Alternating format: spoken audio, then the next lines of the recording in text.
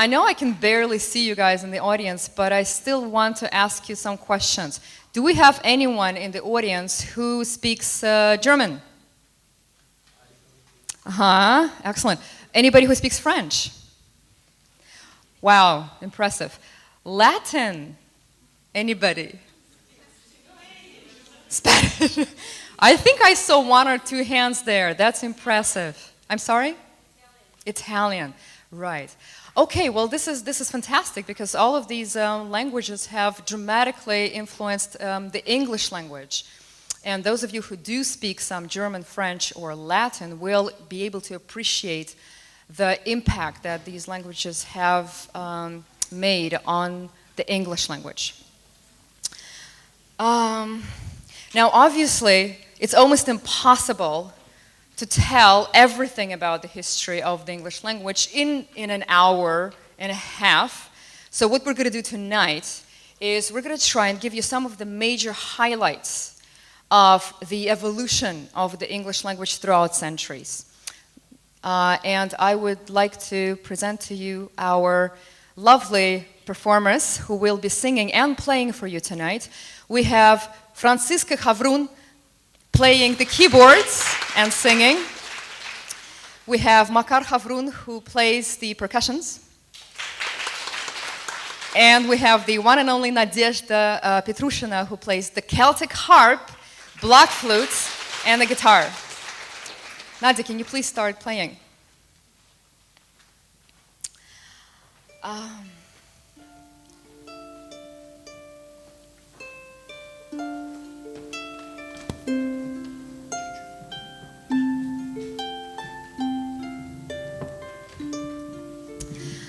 Okay, so as you probably know, the mother of many language families is, of course, the Proto-Indo-European family. Actually, the Proto-Indo-European language, and it is indeed the mother of many language families, including Greek, Slavic, Germanic, Indian, and Celtic. And very few Celtic words survive in modern English. In fact, literally 20 words. Most of these are most of these would be words, names of locations, rivers, towns, London, for example, Leeds, the River Thames. And what happens in about 5th century BC is the Celts begin to move around Europe, and until they finally reach the British Isles. And this is where the various dialects of the Celtic language begin to spread. Now, the Celts who went to Northern Europe spoke Gaulish, the Celts who went to Ireland and Scotland spoke Gaelic, and the Celts who went to Southern England and Wales spoke Brittonic. Like I said, very few Celtic words survive in modern English because they, over the years, Celtic language is pretty much substituted by Germanic and later many French words. However, we do want to perform a song which does retain some roots of the ancient Celtic language. And we're going to sing a very old Celtic song. It will be sung in Gaelic. We don't really know how long it is. It probably doesn't go back to as early as the 5th century BC. However, like I said, it will give you some idea of the archaic Gaelic language, which is a direct descendant of the Proto-Celtic language. So, are you guys ready? Yes, we are.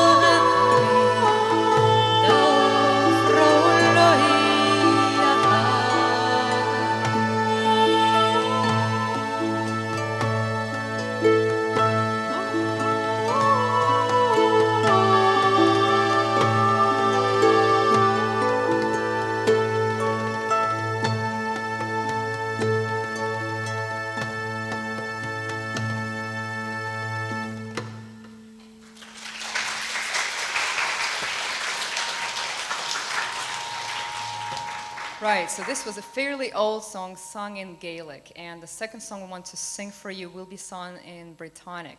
Now, this song is also known as the Song of the Cider, and it was recorded in early 20th century in France, in the area of Brittany. Now, why exactly Brittany? Well, because some of the Celtic tribes escaped in about 5th-6th century AD, fled from the British Isles and went to Northern Europe to escape the Germanic invasion. And this is where this beautiful song was recorded. It's actually quite famous. Again, it's not it's not an archaic first millennium kind of song, but again, it will give you some idea of the Celtic roots that have barely survived in the modern English. So the Song of the Cider, everybody.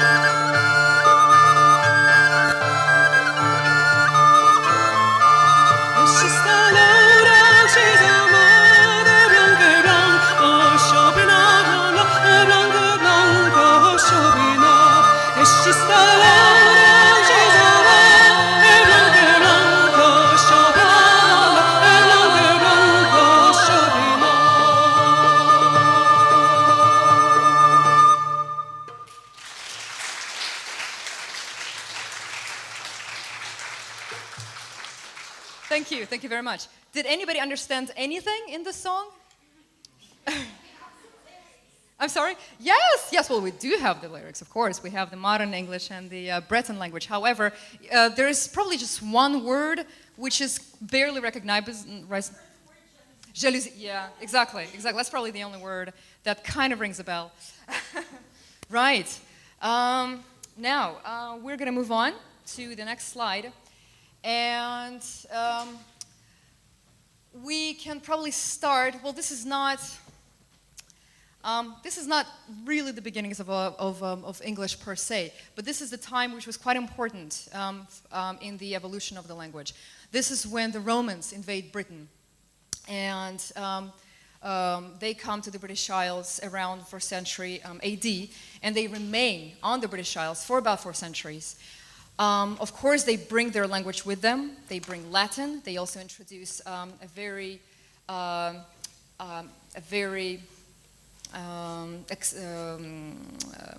advanced culture and civilization, and the aristocracy of the Celtic aristocracy begin to speak Roman language. I'm sorry, Latin language. Now, the Romans leave Britain in about 410, so early 5th century.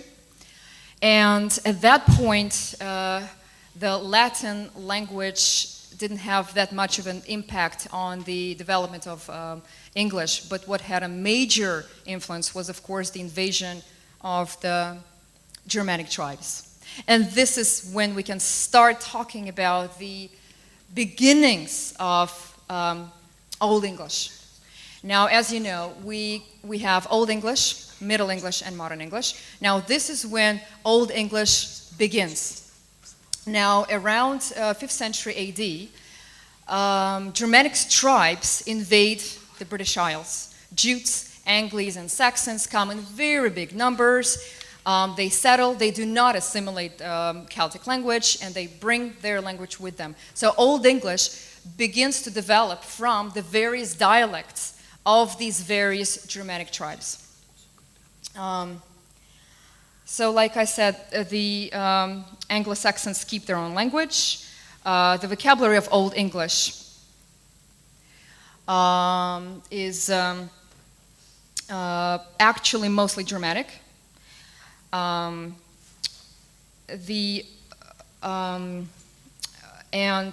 will see that Old English is very, I mean, in many ways, is still quite similar to modern German. So you will find a lot of similarities, especially towards the 10th, 11th centuries.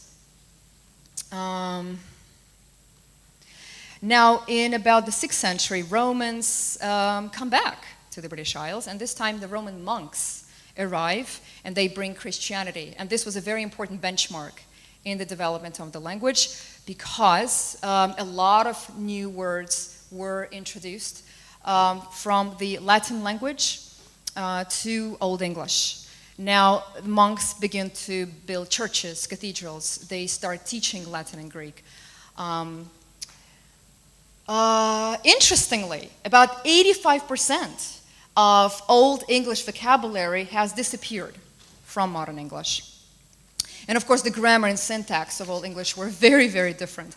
We're going to try and illustrate this fascinating time in the history of the English language with a little bit of poetry. Actually, before we do that, it's worth saying that in the 9th century, King Alfred makes a very important step. He chooses to make English, not Latin, the language of education and literature. And why is that important? Simply because when you start writing in a language, you give a major boost to its development. I mean, the grammar begins to become more complex, the vocabulary expands. So this was quite an important step.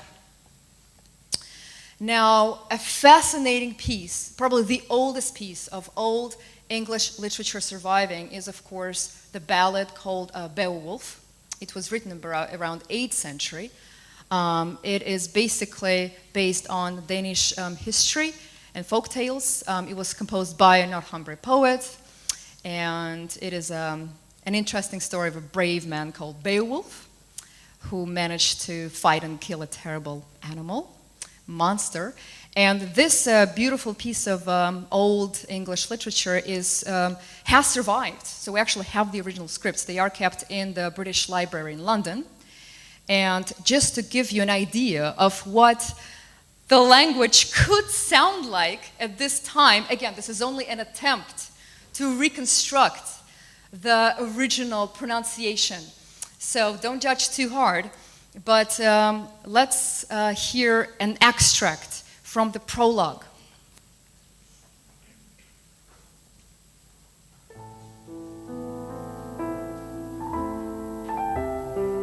Hwetwe gardena in jardagum, seudkuninga trimjefrunon, hutha edelinga sellen fremedon. Oft skjuld shaving sjaldena thratum, monigum meitum meldo settla of terch, eizo de erlas, sittan äreft where verschaft funde. Heithas frovre je bad, weuks under wognum werth myndum thach, of that him eichwilch thara sittendra, over hron rade hyran sjode, gomban judan, that was good kuning. Dem elvera was efterkände jungen hjärdum, donne God sende folket och frovre, fyren terve. Right. That's Old English, everybody. About 8th, 9th century AD. Did anybody recognize any words whatsoever? I'm sorry? After. I'm sorry? Under. Yes, I believe it was pronounced as under. Also funden. Yeah? Actually, we still have the verb in German. Today we say find, found. But in German, it's actually finden, funden, I think, and gefunden. Yeah. So there you go. Also König. There you go. But in fact, very few words are recognizable from Old English of the 8th century. Moving on.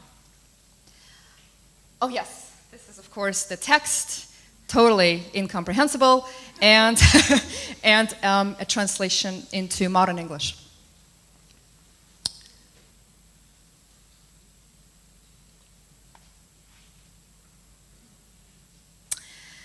And we are moving on, and just going to go over some of the interesting facts about the Old and Modern English. Now, like I said, that words that survive in Modern English are quite basic, and these are actually very, very old words. So some of these would be man, it was pronounced as man, child, house was hus, eat, sleep, some of the very basic verbs, days of the week.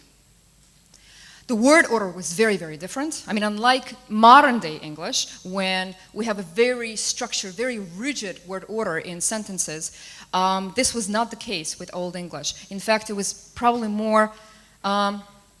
It was probably more close. It was closer to, well, I would say German language. Yes. And also maybe Russian. Just like in Russian, we don't really have a very strict word order. So similarly, in the Old English, it wasn't that rigid. There were many more personal pronouns. So for example, we would have pronouns as him, but also to him, her, but also to her, we too, us too, you too, etc. And the verb and their past tense forms were also very, very different. So there were actually many more irregular verbs than there are today in modern English. Actually, most of the irregular verbs tend to be the oldest. We're gonna sing another song, and this time we're gonna sing an original, authentic song dating back to as early as 13th century AD. And notice how you can already recognize it a little more. And this is not Old English per se. I would say that this is early Middle English. And again, we're talking about the 13th century. And it's actually quite beautiful. Only one verse of this amazing song survives. And I'm going to read the lyrics to you. Miritis vil summerelast with fuchle song, ook nu necheth windes blast and weather strong. Ye wat des nächtes long, Ähnlich with vel Michel Rong, Sorech and Murn and Fast. So whereas you can recognize some of the words, the pronunciation, of course, remains very, very different. In fact, it's still quite close to German, especially words like nicht, ich, fuchles, also the pronunciation of the verbs. And here comes the song.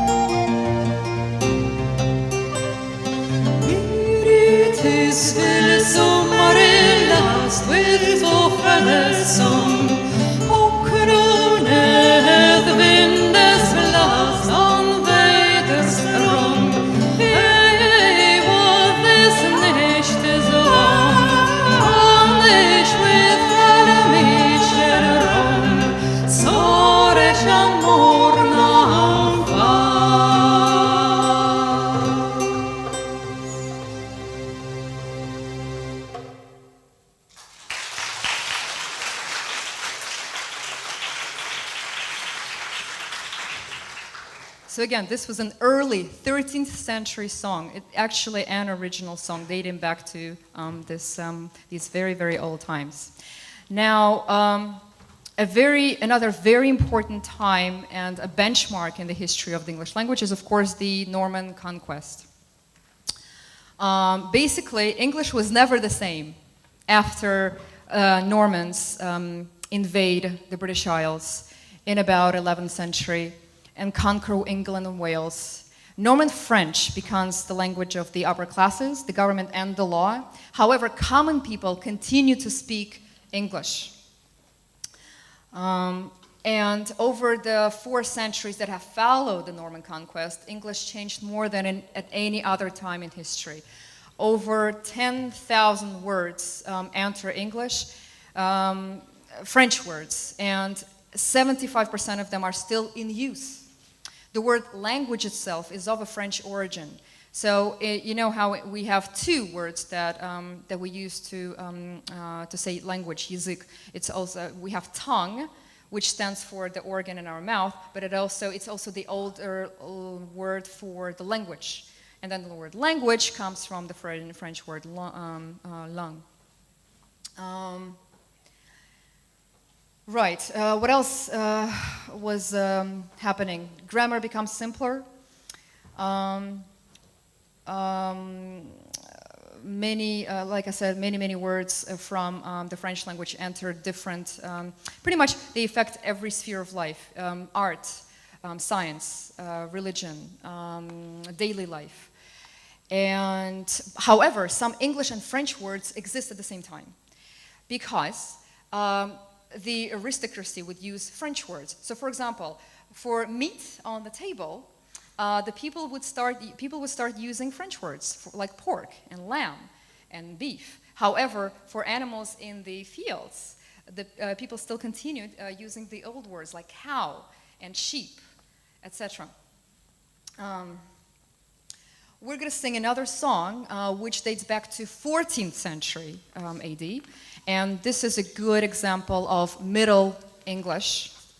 Again, it's also an original song. You will still recognize a lot of Germanic influence, a lot of German-like words. The pronunciation is still resembles German. For example, many verbs are pronounced as we still pronounce them in German. For example, lave instead of love, or have instead of have, crave instead of crave, etc. And are you guys ready? Okay.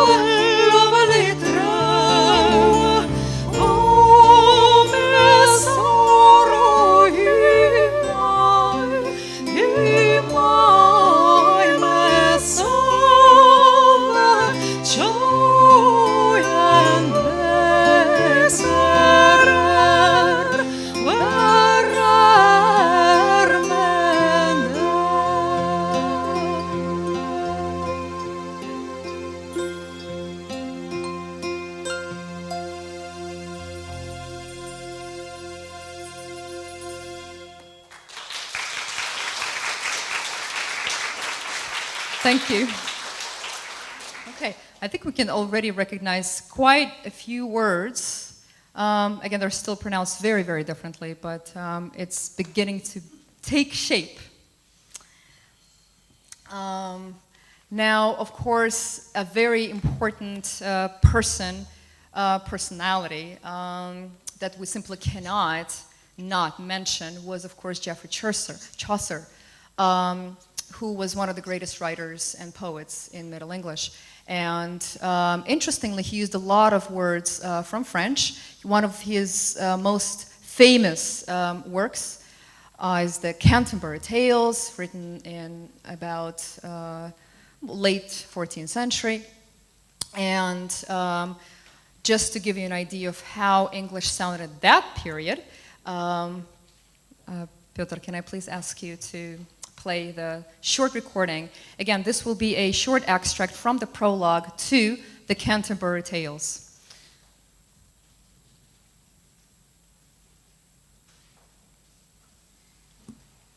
One that April with his sure suchte, the drucht of March hath persed to the rote, and bathed every vine in switch liqueur, of which virtue engendered is the floor. One Zephyr sack with his sweat breath inspired hath in every holt and heth the tender croppis, and the younge sunne hath in the ram his halve corsi runne, and smalle fowles maken a melodie that slapen all the night with open ear, so pricket them nature and her courages. Then longen folk to gone on pilgrimages, and palmerers for to seek in strunge strandes to ferne halwes couth in sonderi londes. And specially from every sheerest end of England to Canterbury they wende, the holy blissful martyr for to seek, that him hath holpen when that they were sick.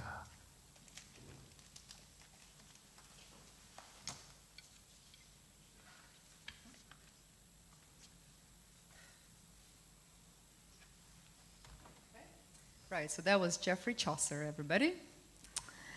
And this is what the Middle English text looked like, and this is the modern English translation.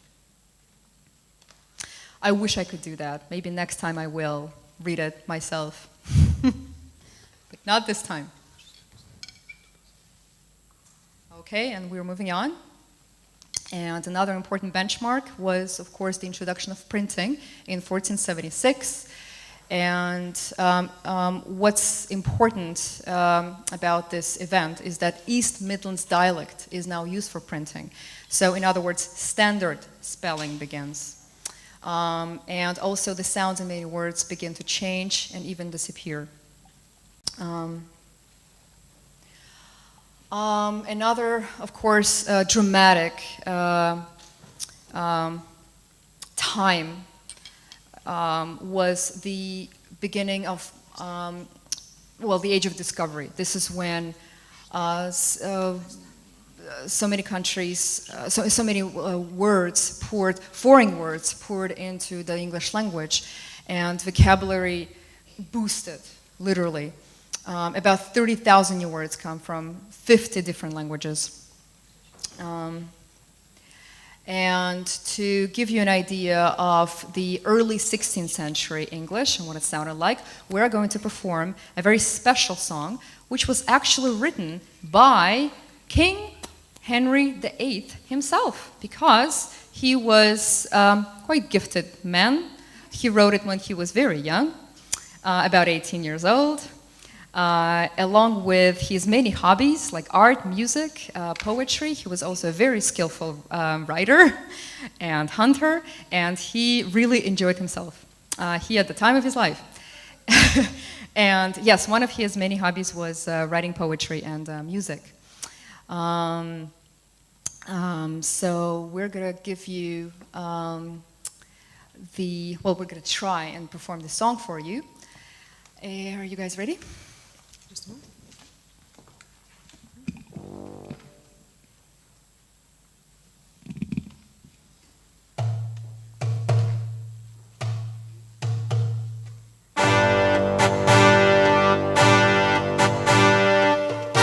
Stand with the company I love and shall until I die. Rouge for loss, but none deny. So God be pleased, us live with life. For my past out and sing and dance, my heart is sad, all goodly store. For my comfort, who shall we lend? Youth must have some dalliance of good or ill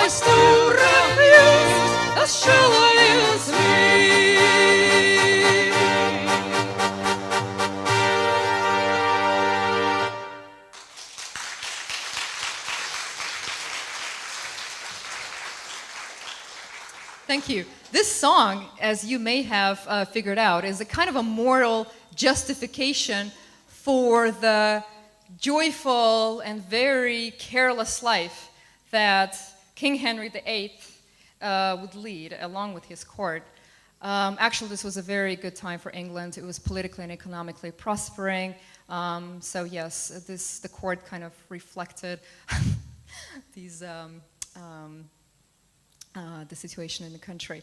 But King Henry VIII is actually quite famous for his idleness and love for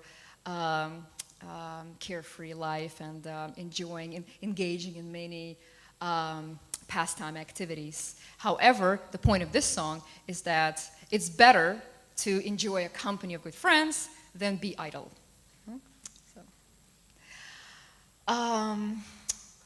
now we are moving on to the late 16th, early 17th century. And this, of course, was a very interesting time in the history of the English language. This is when the language enjoyed great flowering of literature, and of course we cannot not mention William Shakespeare, who is known to have used an extraordinarily rich language. In fact, he introduced several thousand words and expressions into English, just like Pushkin in Russia. So yes, we do value Shakespeare for his great contribution into the English language. And again, just to give you an idea of what English sounded like at this time, we are going to listen to a short extract from one of his most famous works, of course, Hamlet. Peter, can we have the video, please?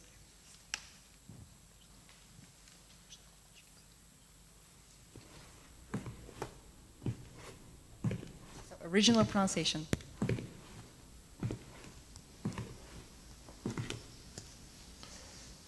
To be or not to be? That is the question. Whether it is nobler in the mind to suffer the slings and arrows of outrageous fortune, or to take arms against a sea of troubles, and by opposing end them.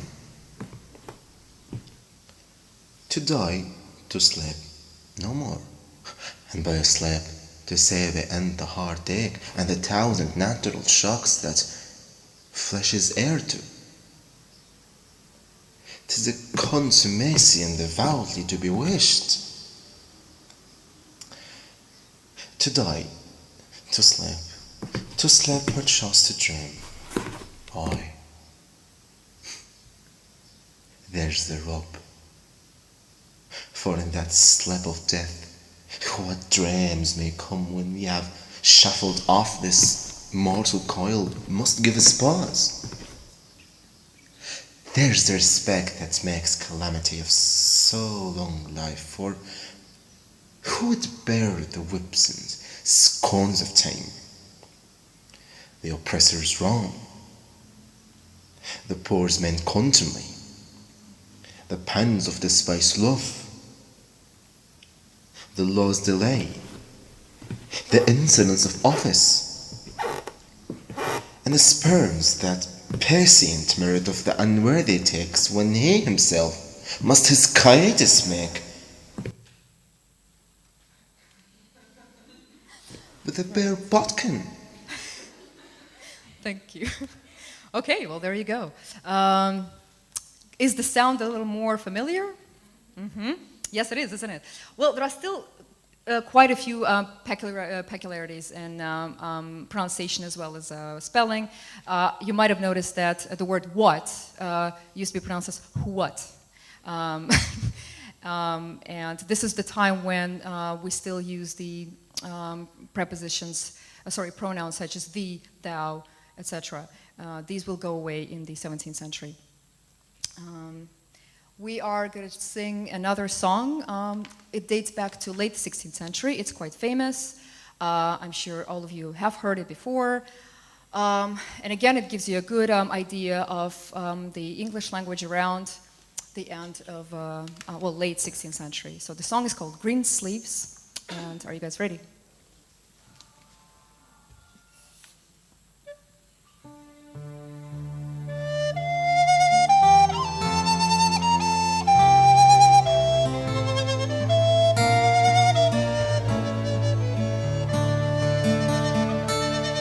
Alas, my love, you do me wrong to cast me off discourteously, and I have loved you so long, delighting in your company. This was all my joy. Prince of Thieves was my delight. Prince of Thieves was my heart of gold, and who but my lady Princess? I have been ready at your hand to grant whatever you may crave. I have both pleasure, life, and then your love and goodwill for to have. This was all my joy. Prince of Thieves was my delight. Prince of Thieves was my heart of gold, and who but my lady Princess? Well, I will pray to God on high that thou my constancy mayst see, and that yet once be thou right high, thou wilt vouchsafe to love me. This was all my joy. Prince of Thieves was my delight. Prince of Thieves was my heart of gold, and who but my lady Princess? And who but my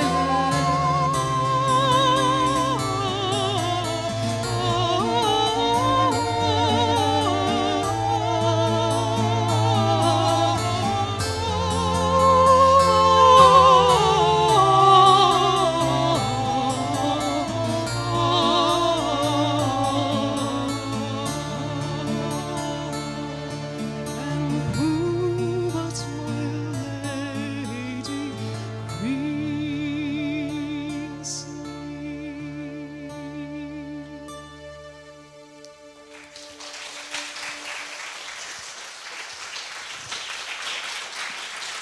Thank you very much. William Shakespeare, this really, sorry about that. Right, okay. Another interesting highlight in the history of, in the evolution of the English language was when King James decided to, well, ordered to translate the Bible into English, but because there were so many different variations of the translation, he ordered a single translation to be done. And this Bible became, well, quite influential in many ways because it was read in churches, homes, schools, everywhere for the next 300 years. And a lot of expressions, and well, idiomatic expressions, we'll call them biblical expressions, they came from this version of the Bible. For example, the apple of my eye, or all the apple of my eye, or the road to hell is paved with good intentions. There are many, many more expressions that we have borrowed from this this Bible. Now, the 17th century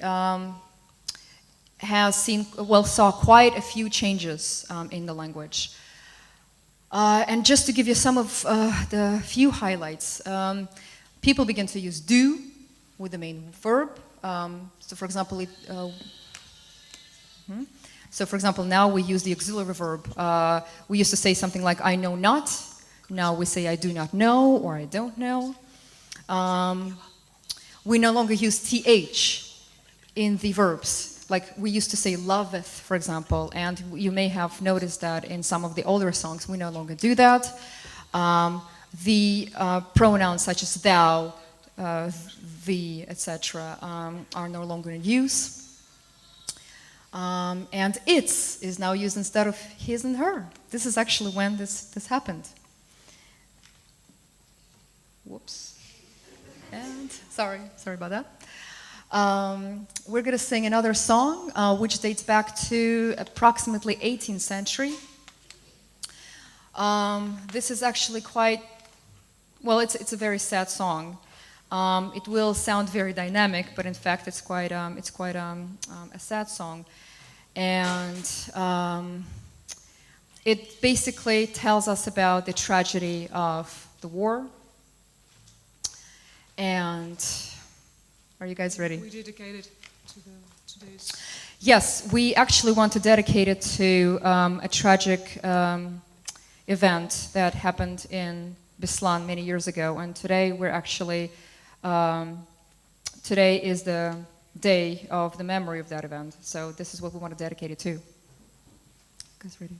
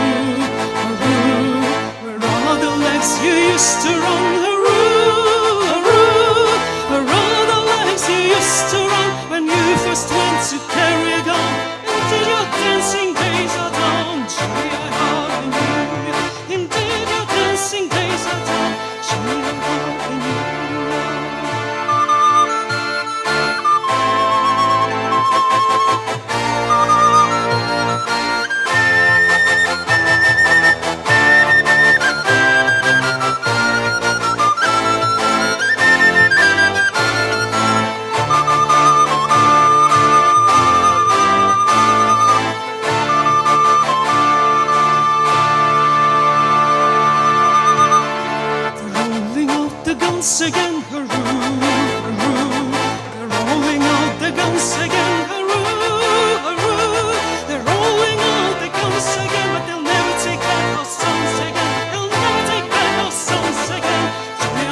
swearing to you, but they'll never take back our sons again. Show me I'm swearing to you, but they'll never take back our sons again. Show me I'm swearing to you.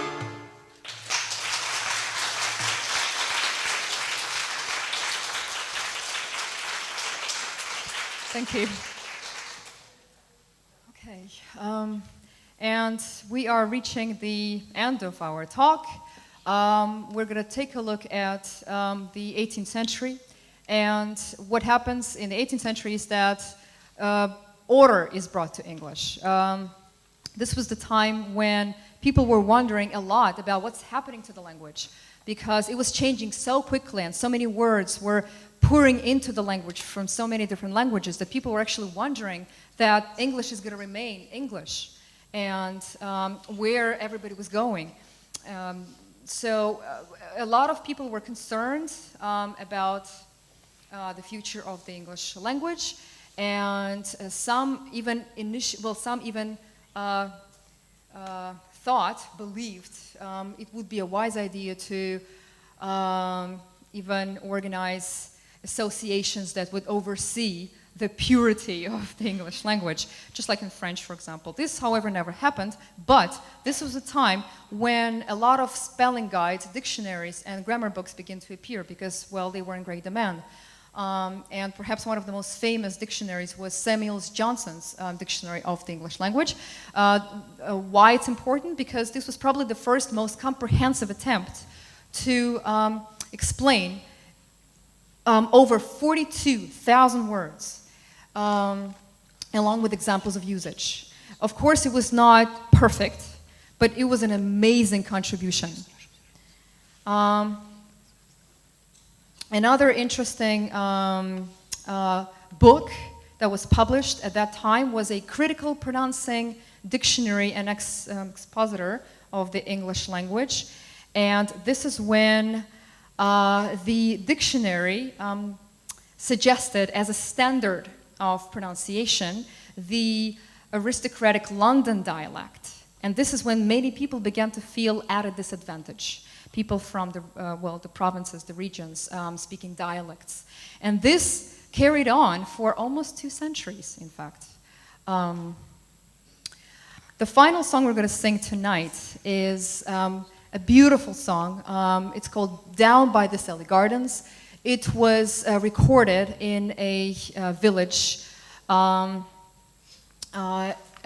late 19th century, and it is based on a folk song. However, only first 2 phrases of the song are original folk song words, and the rest were written. We're going to try and sing it for you right now. So, Down by the Sally Gardens.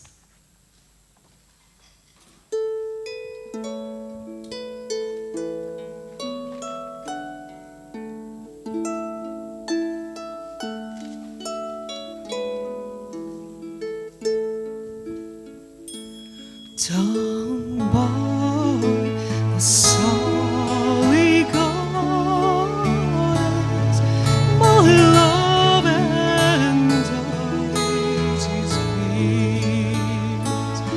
She passed the Sally Gardens with leads of snow-white feet. She take life easy as the leaves grow on the tree.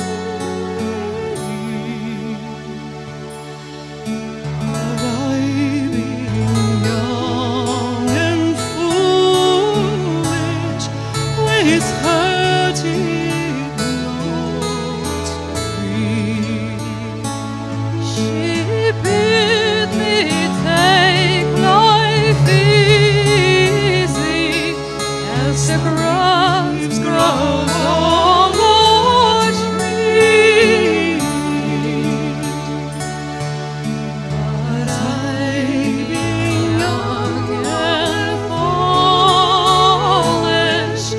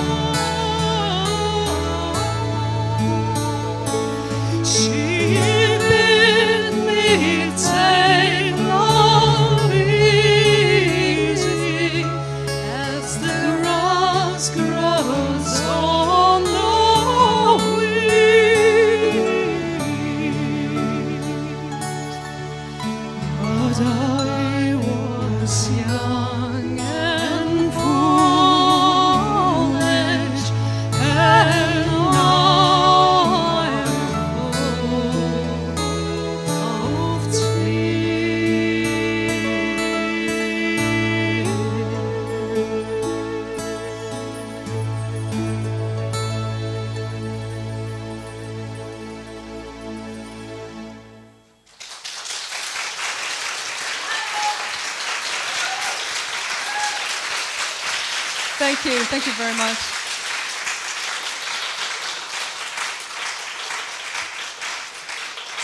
Again, let's hear it for Franziska Favrun.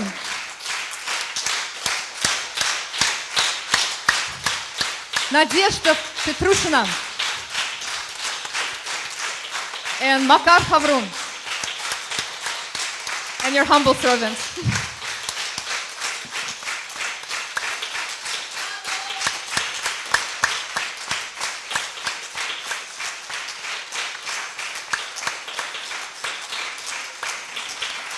Thank you very much. Thank you so much. I hope you have enjoyed the evening. I hope you've learned something tonight. I know it's very difficult to put so many facts in just an hour and a half, but I hope you walk away with something, with a few facts that you have learned, and also some beautiful music. So thank you again for coming, and enjoy your evening. Good night.